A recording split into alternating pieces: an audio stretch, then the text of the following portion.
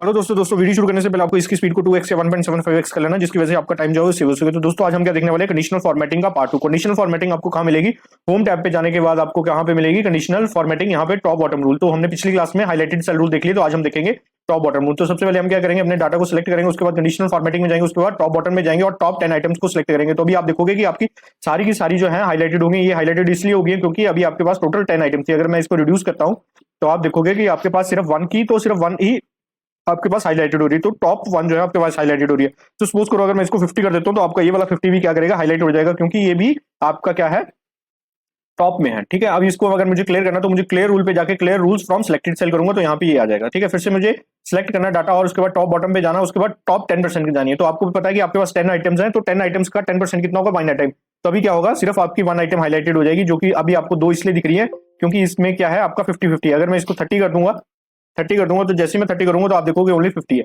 ठीक है, और उसके बाद अगर मैं दोबारा से 10 आइटम्स की जगह 20% करता हूं तो मेरे पास 2 आइटम्स ये क्या करेगा, हाईलाइटेड कर देगा, क्योंकि 10 आइटम्स का 20% कितना होगा, 2 आइटम्स। तो इसने 2 आइटम्स को क्या किया है, हाईलाइटेड कर दिया। ठीक है, उसके बाद मैं क्या करता हूँ, इसमें क्लियर क्लियर कर देता हूँ। उसके बाद मैं आपको नेक्स्ट केस दिखाता हूँ। नेक्स्ट केस क्या है, बॉटम 10 आइटम्स। तो बॉटम 10 आइटम्स में भी सारी की सारी कर देगा, बट बॉटम में जब जैसे ही 1 करूंगा तो बॉटम 1 आइटम्स में क्या करेगा, वो सिर्फ और सिर्फ एक बॉटम की आइटम को हाईलाइट कर देगा। ठीक है, अब सपोज करो मैं क्या करना चाहता हूँ, मैं करना चाहता हूँ बॉटम 10%। तो 10% में भी आपका सिर्फ एक ही सेल आएगा, तो मैं क्या करता हूँ, इसको 20% कर देता हूँ। तो 20% में आपको क्या दिखेगा कि बॉटम की 2 जो आपकी आइटम्स है वो सिलेक्टेड हो गई, क्योंकि 20% 10 का 20% कितना होगा, 2 होगा, इसलिए जो है ये सिर्फ 2 आपकी हाईलाइटेड है।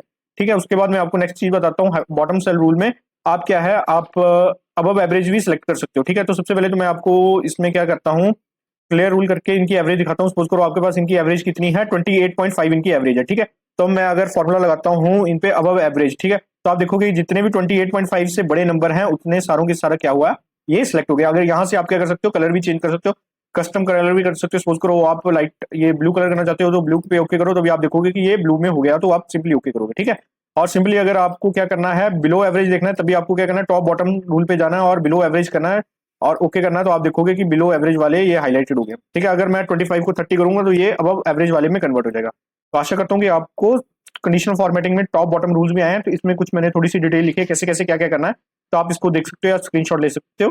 ठीक है, तो मिलते हैं नेक्स्ट क्लास में। कंडीशनल फॉर्मेटिंग का पार्ट 3 होगा, जिसमें हम और थोड़ी सी मोर डिटेल में कंडीशनल फॉर्मेटिंग को देखेंगे।